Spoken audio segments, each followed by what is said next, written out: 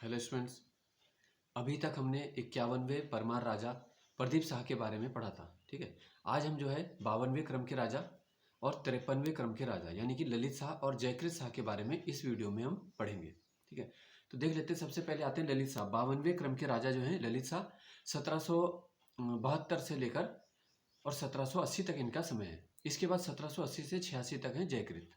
ठीक है, तो अभी हम पढ़ रहे हैं पहले 1772 से 1780 यानी ललित शाह का समय। उस समय क्या घटनाएं हुई देखो। इनके समय जो इनके समकालीन राजा माने जाते हैं चंदों में, वो है मोहनचंद। ठीक है, इनके समय दून पर सिखों का हमला भी हुआ था, है ना, और इसके बाद में भी हुआ था जयकृत के समय। तो अभी हम इनकी बात कर रहे हैं। कहा जाता है कि हर्षदेव जोशी ने ही ललित शाह को भी आमंत्रित किया था ताकि कुमाऊं पर हमला किया जाए। तो 1779 का ईयर आपको याद रखना है। इसमें हुआ था बगवाली पोखर का युद्ध। ठीक है, बगवाली पोखर का युद्ध में क्या हुआ था, जो ललित शाह की सेना ने यानी गढ़वाल की सेना के द्वारा कुमाऊं की सेना को हराया गया। तो कुमाऊं में कौन थे उस समय? मोहनचंद। ठीक है, और मोहनचंद को हारने के बाद रामपुर के नवाब फैजुल्ला खान के यहाँ शरण लेनी पड़ी। ठीक है, जब पूरी सेना नष्ट हो जाती है तो राजा को कहीं ना कहीं भागना पड़ता है। जैसे भी रूस यूक्रेन युद्ध चल रहा है, अगर राजधानी पे पूरा कब्जा हो जाएगा तो किसी न किसी दूतावास में या पोलैंड में या कहीं पे जाके जो है अभी राष्ट्रपति हैं वहाँ के जेलेंस्की, उनको शरण लेनी पड़ेगी अगर जान बचानी है ना। तो इसी तरह लखनऊ के नवाब, रामपुर के नवाब फैजुल्ला खान के यहाँ मोहनचंद को शरण लेनी पड़ी थी। ठीक है, तो कुमाऊं इस तरह क्या है ललित शाह के हाथ में आ गया। लेकिन वहां से जब वो जीत के वापस लौट रहे थे, अल्मोड़ा के दुलेड़ी नामक स्थान पर क्या है ललित शाह की मृत्यु होगी। तो कहा जाता है वहां पे मलेरिया का प्रकोप हो गया था, तो मलेरिया से ललित शाह की मृत्यु हुई। ठीक है, प्रदीप शाह की होगी थी पैलिसस से। इसी तरह उपेंद्र शाह की दिवाली के दिन हुई, श्याम शाह की अलकनंदा में डूबने से भी। तो इस प्रकार हर राजा के बारे में आपको याद होना चाहिए। ठीक है, गढ़ राजवंश काव्य एक प्रसिद्ध ग्रंथ है मौलाराम का, इसमें भी इन सब घटनाओं का उल्लेख हुआ है। अब बात करते हैं जयकृत के बारे में, जो 53वें क्रम के राजा हैं जयकृत शाह, और 1780 से 86 इनका समय है। महारानी क्यों ठली इनकी, महारानी क्यों ठली के ये पुत्र थे। ठीक है, जयकृत। अब इनके दो मंत्री थे, विजय राम और कृपाराम। तो जो कृपाराम डोभाल थे वो थोड़ा षड्यंत्रकारी थे, अत्याचारी थे। ठीक है, तो इनसे परेशान होकर जयकृत ने जो देहरादून के एक फौजदार थे घमंड सिंह मियाँ, उनको आमंत्रित किया। और कहा जाता है कि भरी दरबार में ही गर्दन काट दी गई थी घमंड सिंह के द्वारा कृपाराम की। ठीक है, जैसे बाहुबली में आपने देखा होगा, बाहुबली फिल्म, उसमें सीन दिखता है आपको। तो ऐसी जो है घमंड सिंह मियाँ की भरे दरबार में गर्दन काटी गई।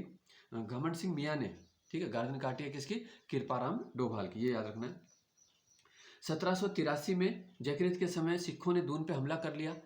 ठीक है, और फिर जयकृत ने जो है राखी कर देना स्वीकार किया। राखी मतलब था रक्षा, कि हम तुम्हारी रक्षा भी करेंगे, ठीक है, हमला भी नहीं होने देंगे, बस तुम्हें कर देते रहना है। तो वो कर की दर क्या थी? वो कर था 1/5 भाग।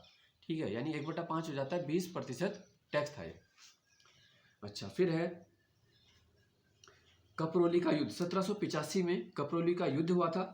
जयकृत, ठीक है, जयकृत ने किसको हराया था? विजयराम। ठीक है, विजयराम के साथ हुआ था।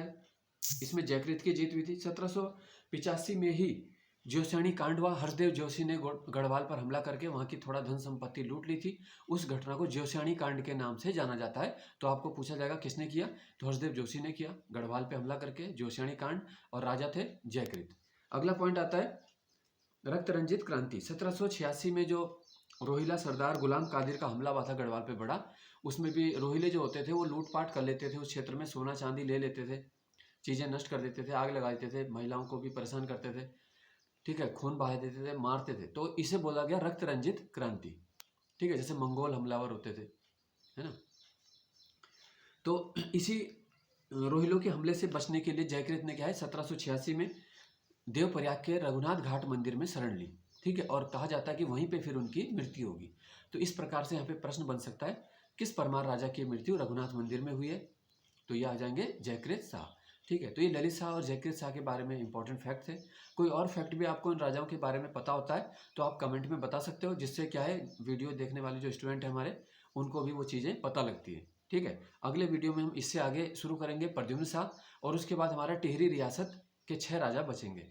ठीक है, फिर परमार वंश के बाद हम चंद वंश के राजाओं को डिस्कस करेंगे। इसी तरह हम पूरा उत्तराखंड की हिस्ट्री जो है ये शॉर्ट वीडियोस बना के पूरा करेंगे। ठीक है, शॉर्ट वीडियो से आपको भी आसानी होती है और मुझे भी इसमें थोड़ा अपलोड करने में दिक्कत नहीं आती है।